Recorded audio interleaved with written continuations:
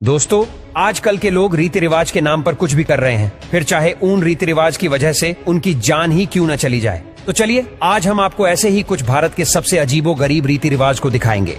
दोस्तों, क्या आप एक पुजारी को अपने सिर पर नारियल फोड़ने देंगे? शायद नहीं, लेकिन आश्चर्यजनक रूप से तमिलनाडु के एक दूर दराज के गांव में ऐसा ही होता है। माना जाता है कि सिर पर नारियल फोड़ने से देवता प्रसन्न होंगे और पूरे गांव को समृद्धि और कल्याण की ओर ले जाएंगे। डॉक्टरों की चेतावनी के बावजूद इस परंपरा का स्थानीय लोगों द्वारा बहुत निष्ठा के साथ पालन किया जाता है।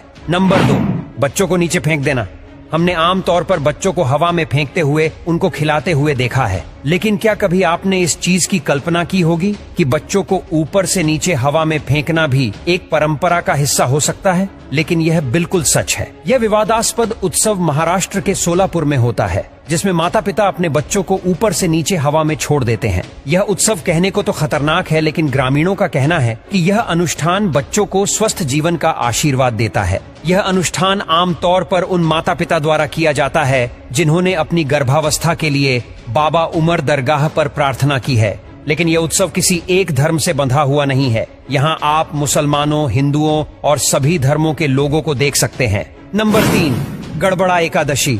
गड़बड़ा गुजरात का एक शहर है, जहाँ गड़बड़ा एकादशी के दौरान भारत की सबसे अजीबोगरीब परंपरा को देखा जा सकता है। आपको बता दें कि यह शहर लोगों की पीठ के ऊपर से गायों को चलाने की परंपरा का घर है, जो कभी कभी अत्यंत दर्दनाक और खतरनाक साबित होता है, क्योंकि हिंदू धर्म में गायों को पवित्र माना जाता है। इसलिए यह मान्यता है कि गायों के आपके ऊपर रौंद कर निकलने से आपकी समस्याएं कम हो जाएंगी, जो वाकई आश्चर्यचकित करने वाली है। नंबर 4, मेंढक की शादी। आपने भारत में आमतौर पर पेड़ से शादी करने वाले लोगों के बारे में सुना होगा, लेकिन कभी आपने मेंढक की शादी के बारे में सुना है? अगर नहीं सुना है तो आप थोड़ा आश्चर्यचकित हो सकते हैं, लेकिन यह सच है। असम के जोरहाट जिले में पूर्ण विधि विधान के साथ मेढकों की आपस में शादी कराई जाती है। असम के जोरहाट जिले के गांव के लोगों का मानना है कि अगर पारंपरिक हिंदू विवाह की रस्मों से जंगली मेंढकों की शादी की जाती है तो इससे लंबे समय तक सूखे का अंत होता है और कुछ दिनों के भीतर भारी बारिश होती है। इसलिए इस जिले के लोग इन मेढकों की शादी सभी हिंदू विवाह परंपराओं का पालन करके करते हैं, जो एक पुजारी की उपस्थिति में आयोजित की जाती है। नंबर 5, जानवर से शादी।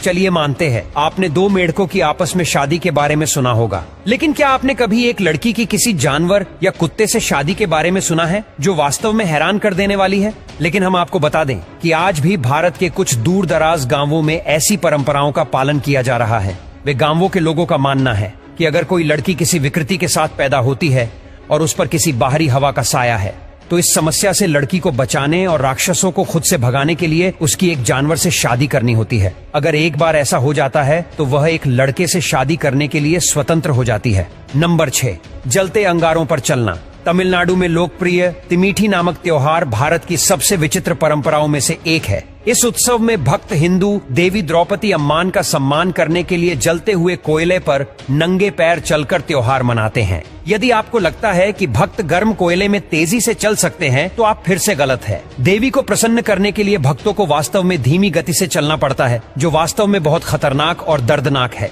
नंबर 7, सिर के बाल उखाड़ना।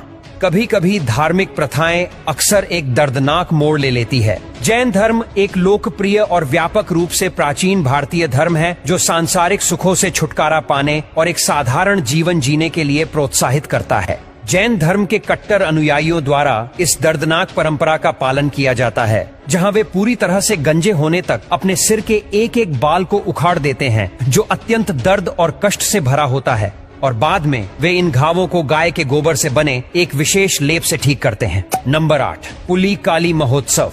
पुली काली महोत्सव भारत की एक अजीबोगरीब परंपरा के रूप में कार्य करता है। यह त्योहार केरल के त्रिशूर जिले में हर साल मनाया जाता है, जहां प्रशिक्षित कलाकार टाइगर के रूप में तैयार होते हैं और सड़कों पर चलते हुए पारंपरिक लोक गीतों पर प्रस्तुति देते हैं। हालांकि यह परंपरा कोई खतरनाक परंपरा नहीं है, लेकिन यह कुछ हद तक विचित्र और मनोरंजक है।